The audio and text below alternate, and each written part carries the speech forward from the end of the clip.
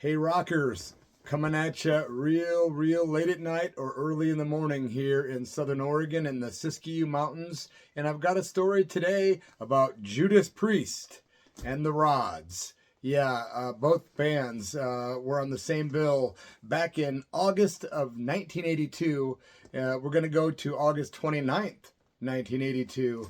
Back in 82, 81, I used to hang out at my friend Ross's house, and he had a basement that was notorious. He had it decked out, and he had all the coolest metal and punk records, but mostly lots of heavy metal stuff, the good kind. And Ross would turn us on to the newest stuff that we hadn't heard, like, for instance, a band called The Rods. They did an album in 82 called Wild Dogs. One of the best metal records ever. Kind of forgotten about band, but they're still going today. Yeah, and we're going to talk about those guys and Judas Priest. But Ross and me, we hung out with Kevin Brashear, a.k.a. Kevin Rotten, and we would party a lot. Like, that was the main place we would hang out at. We'd go to Ross's to smoke up, listen to records, and just basically hide out from the world down in that basement. And we did that a lot, and it was really cool. Like I said, this was 81, 82. Well, we had tickets to go see Judas Priest at the Prairie Capitol Convention Center in Springfield, Illinois. Me, Ross, and Kevin, and there might have been one other person. I don't think so, but I know it was us three for sure. And, well, the day of the concert, I think Ross was supposed to drive, or Kevin, I don't remember. I didn't have a car or a license yet. But what happened was, the day of the show, nobody could drive. And we were like, no way can we miss this show. It was Judas Priest and the World Vengeance Tour. Basically, they were supporting Screaming for Vengeance, one of the best records ever. And, well, we had all the party favors you could possibly ask for. We had a big pocket full of blonde Lebanese, you know what, a big brick of that stuff in our pockets. We had herbs.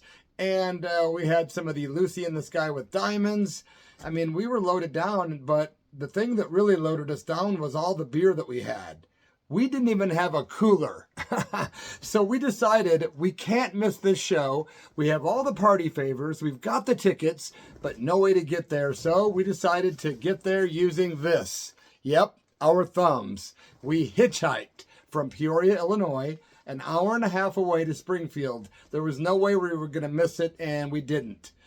It was quite the adventure, let me tell you. Now, these days, try doing what we did. We had no beer cooler. We had a couple cases of beer. We got a couple big, thick, plastic hefty bags, doubled them up, filled it up with ice and beer, and we had a portable cooler. Yep.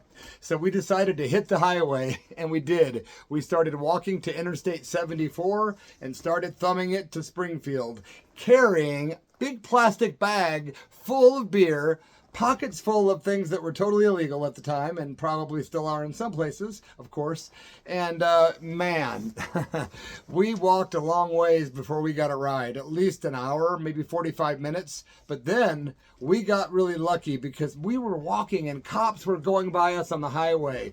Partiers were going by screaming, yeah, Judas Priest. And we were like, come on, you guys. So many vans, so many trucks, so many cars full of people going to see freaking Judas Priest, right? But no one wanted to pick up a bunch of freaks like us. We're all wearing leather, and Ross has got his headband on, and he's real tall, and we're sort of an intimidating, crazy crew. Like I say, who would carry a trash bag, like a hefty bag full of beer, and hitchhike down the road with it underage? We did. And man, we got lucky because we were all completely paranoid.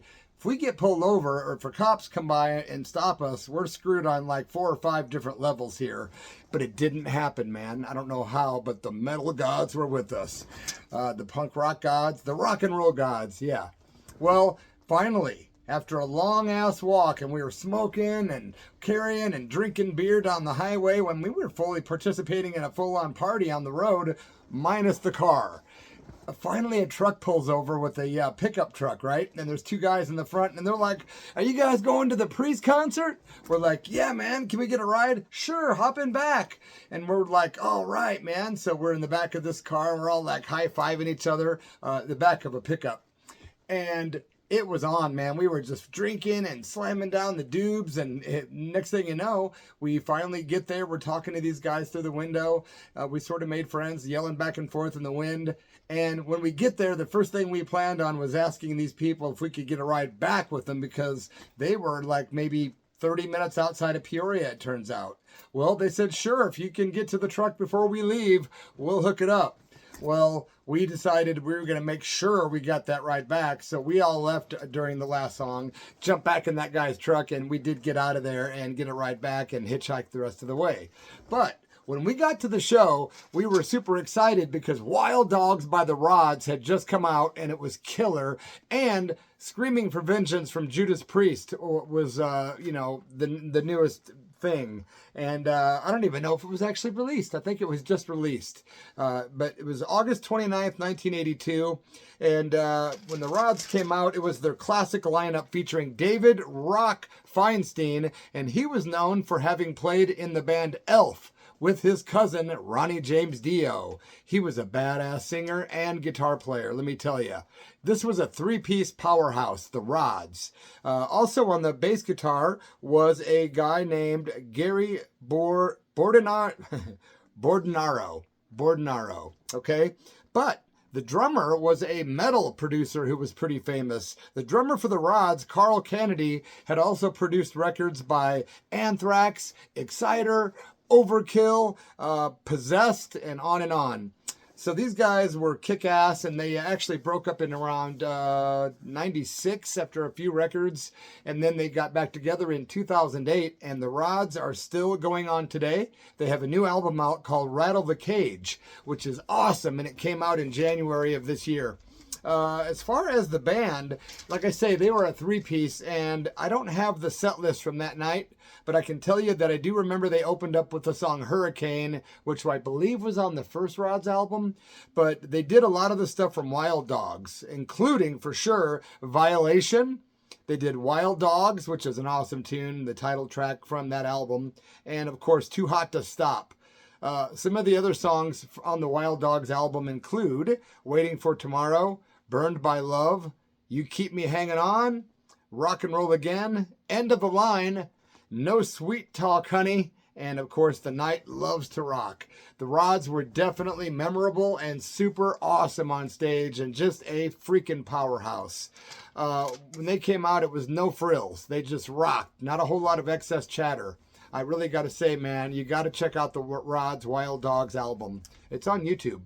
The band that we were there to see, and we were all jacked up and in great moods, and we were just woohoo!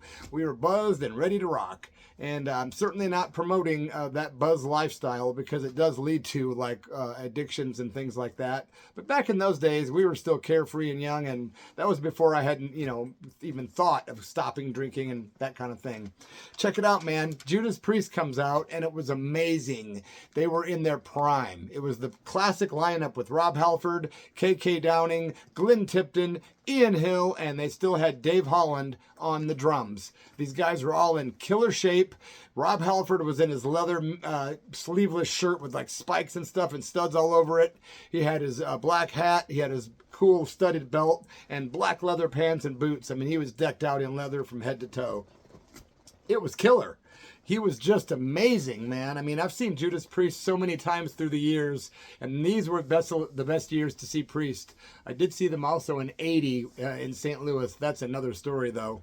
The set list that night was really stellar, my friends. I gotta check my dates, my notes. I did tell you, or did I not? It was the third date on their North American tour. So they were fresh, and they were really pristine and ready to rock. And the set list was one to die for. It was Electric Eye, opened the show from Screaming for Vengeance, right into Riding on the Wind, and then Heading Out to the Highway from the Point of Entry album. Man, that was awesome. They went into Metal Gods, and that was amazing. Into the song Bloodstone, Breaking the Law, with the whole place completely erupting and singing along to Breaking the Law, from the British Steel album. And then they did Sinner. And then, of course, Desert Plains. And then they did the classic The Ripper, which was amazing. Diamonds and Rust, the great Joan Baez song that they covered and kind of made their own, was next up on the set list. Then they did Devil's Child from Screaming for Vengeance. What a great one, man. Of course, Screaming for Vengeance title track was after that. Then they did You've Got Another Thing Coming. And then, of course, the classic from the Sad Wings for Destiny, Sad Wings of Destiny album.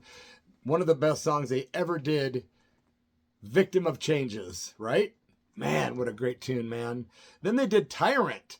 When the guys were done, we knew they'd come out for an encore, so we really gave it to them. Of course, being in the Midwest, as I've spoken of before, the crowds there are fanatical for rock and roll, and they were definitely no letdown that night for Rob Halford and the boys. They came out, and for their encore, they did Livin' After Midnight. The whole place was singing along.